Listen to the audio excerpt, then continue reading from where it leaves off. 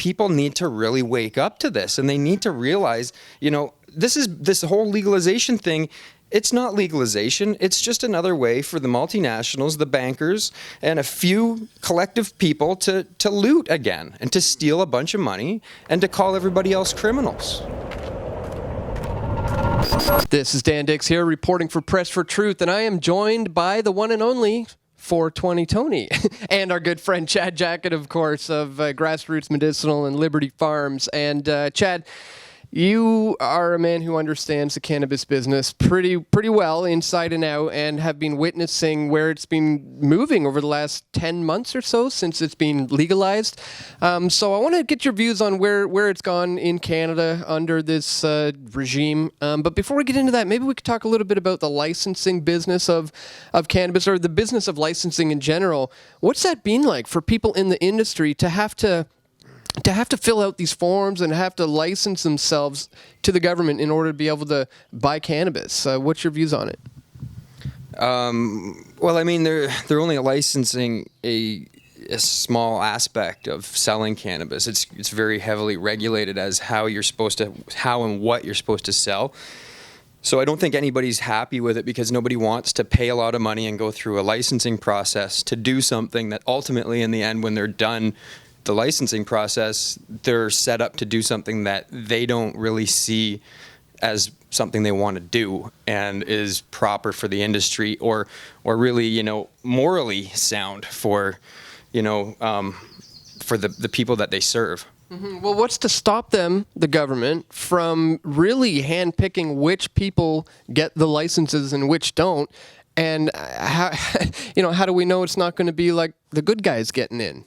Well, that's so far how it has been, and right from the start, that's what I told people it would be, and it has been that right through. They're starting to try. It's as if they're trying to make it look like they're giving more licenses now by starting this new micro production aspect of things, which it's really kind of bogus as well, and it has a lot of limitations on it. So it really.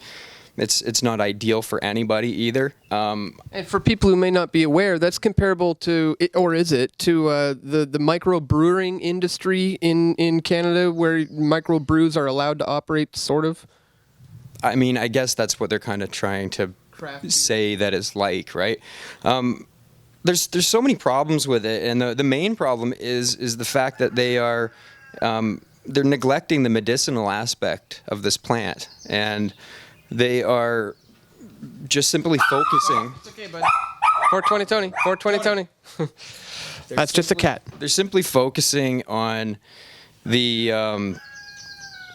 non-medicinal, specifically, and recreational side of this thing, which most of us in the medicinal side don't know what that really even means. Mm-hmm. And they're trying to make people conform from selling, locally grown medicinal cannabis that they've used themselves and have been using for years and growing for patients for years, to this new, publicly traded, multinational sort of form of big box, big agra cannabis production. And that's the only stuff that they want in these stores, and that's what they're trying to get everybody to conform to, which I see is going to cause a lot of harm to a lot of people. The farmers that have taken care of patients for so many years are suffering right now very badly, and being recriminalized and told that they're evil people for trying to still be there to provide medicine for their patients. Well, the government is, and the these multinational publicly traded companies are focusing on their stock portfolio and their bottom line, and most of them are trying to trade the best of their best cannabis. They're trying to sell it in other countries right now that don't have medicinal programs, or are just getting their medicinal programs, so don't really have the production side of things going, because they're getting a lot more money for their products in these other countries. So again, the patients are suffering because the best products are going elsewhere, and they're not being spread around the country. And again, the price of those products is just going up because they're now being put on a global market, which that's fine and all, but it's it's just making things out of reach for the patients that need it here and the people that want to compassionately serve those patients here. Whether the price, goes up to $30 a gram, I would still like to be able to provide things for a reasonable price myself for other people as well. Because it can get pretty out of control, Well, how reasonable or unreasonable is it right now in Canada? Because last numbers I checked, I think the Canadian government, anyways, have made $186 million in tax revenue over the last 5.5 months. Sounds good for them, but what's this doing to the black market? And what can you say to the difference right now in between the two? The legal realm and the black market. I don't think there is a black market. The black market is people that the government is claiming that they're not getting a part of, even though they are. Even the people that the government is calling a black market right now are actually paying taxes, and the government's still calling them black market. These dispensaries are being forced to pay the government taxes. So if that's black market, it's so confusing. What is really black market then? These people are conforming. They're paying the taxes to the ruling criminal class that's in control of the country, and they still want more out of them, it seems, or it's just not enough because the level of care under these people is still so much better than what they're bringing in under this new regime. I guess that's what it is. They just don't want to have a good level of care, and they want to basically put this plant back into the closet and say, it's just this party drug. It's non-medicinal, recreational, and try to get everybody to shut up and not have anything to say about this, because most of the people are like, well, they're threatening people too. They're saying, if you don't comply and apply for our recreational licenses and you try to continue to sell medicinal products to these patients and continue to supply them, down the road, we won't give you any licensing. They're trying to say. They're threatening people with this, and people are afraid. They're like, well, I've put my life into this whole thing. I want to continue to be able to do this, with my future. I want to hand a business off to my kids and do something with this. So they're afraid, and they're jumping into this when ultimately, they should be standing strong. They should be saying, we're not going to just jump into this non-medicinal recreational regime simply because the government is trying to fear us all into it. We should be looking at these people and recognizing them as the criminals who they are and the harm that they're actually causing to, the cannabis community and everybody in Canada through this thing. They're scamming and skimming so many people through the stock market right now, through so many different avenues. They're taking your tax dollars to actually subsidize a lot of these companies. This is a load of malarkey, and people need to really wake up to this, and they need to realize, this whole legalization thing, it's not legalization. It's just another way for the multinationals, the bankers, and a few collective people to loot again and to steal a bunch of money and to call everybody else criminals. Yeah, it was a takeover, really, almost like a Trojan horse legalization in Canada. It was like a move to be able to take over an entire industry, and through regulation and licensing, basically weed out the people who built the thing and the genetics, the medicinal genetics. They're going to weed that out too. I think eventually this is going to lead to Monsanto, Bayer, these types of people who the cannabis community is going to be in battle with. Yeah, and one of the major issues that we're up against right now is the fact that all these companies are now publicly traded companies, like I said. Excuse me. And a lot of doctors, lawyers, judges, police officers are heavily invested in these publicly traded companies. So now they really have a reason to try to go after these other people that are trying to simply not be publicly traded. They're private organizations trying to supply medicine for patients. And now they've got the police and everybody in this whole giant status apparatus that's heavily invested now in this publicly traded industry. Mm-hmm. Right? Right.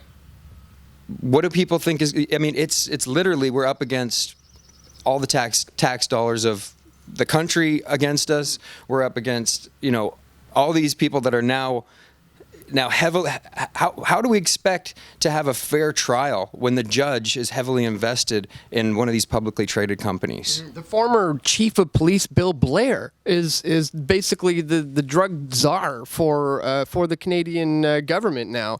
It just goes to show it's such a bait and switch. Like, you know, it's like they're playing us for a bunch of fools. So I guess moving forward, I mean, how do we continue moving forward without getting the boot stomped on our face? That's a really good question. One I don't think a lot of people have an answer for. Myself, I'm a faithful man. I believe in God. I believe to do the right thing in the face of tyranny, in the face of being afraid, in the face of your property and your everything being taken from you, you're being thrown in a cage. I believe in trying to do the right thing. Now, myself, that's what I'm trying to do. I'm trying to do everything I can. I hope everybody else out there does too. I think there's strength in numbers. I tried to get people together under the Cannabis Growers of Canada for years. I've tried this. It's extremely, extremely difficult. People are so divided. They all want something from government. Therefore, they don't want to not be a part of government and say, listen, you guys are criminals. Because they all just want to buddy up and rub shoulders with them somehow. They think they're going to get something from them. And I think that needs to stop. That attitude needs to stop. We're not going to get anywhere with people thinking they're just going to rub up against the right politician and get somewhere, you know? And so we all need to make a really firm stand and say, listen, this is our plant granted to us by God, okay? The Bible is our license for this plant. We don't need anything else other than that.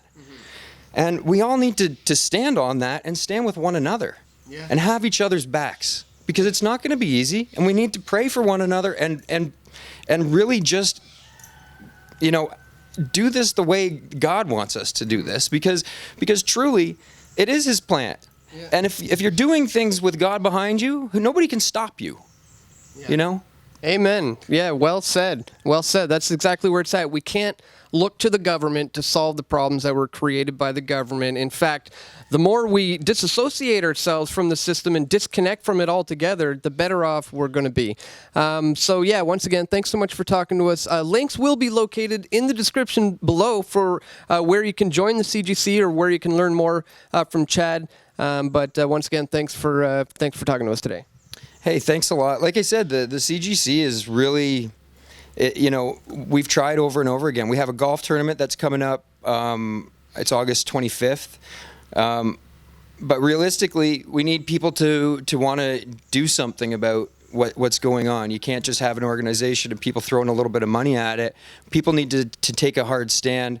They need to separate. We need to really start stepping away from this government regime, all these government regimes, all of us in our lives. I mean, why do we need so much government in our lives? Why are we letting people tell us what we can do with, you know, our herbs that God created, our plants that God created, and ourselves? I mean, you know, it's just ridiculous.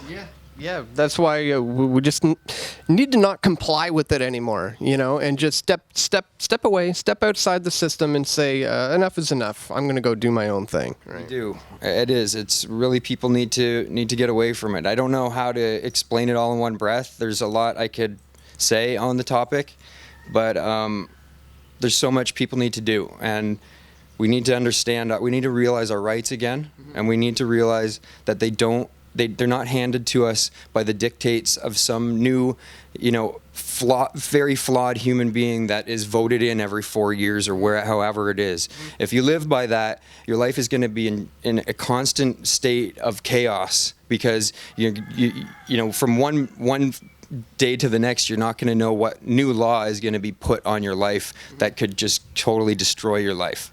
You know?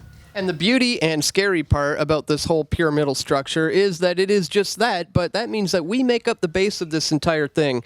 So it is fragile in that sense, where if we just step out of their system, it's all going to come crashing down. So that's what we got to do. So once again, yeah, please check the links in the description below to find out how you can get involved in the fight for real legalization here in Canada, and to where you can follow Chad. Once again, man, thanks for talking to us. Hey, thanks a lot for having me, and hey everybody, hopefully we get through all this. We all want truth.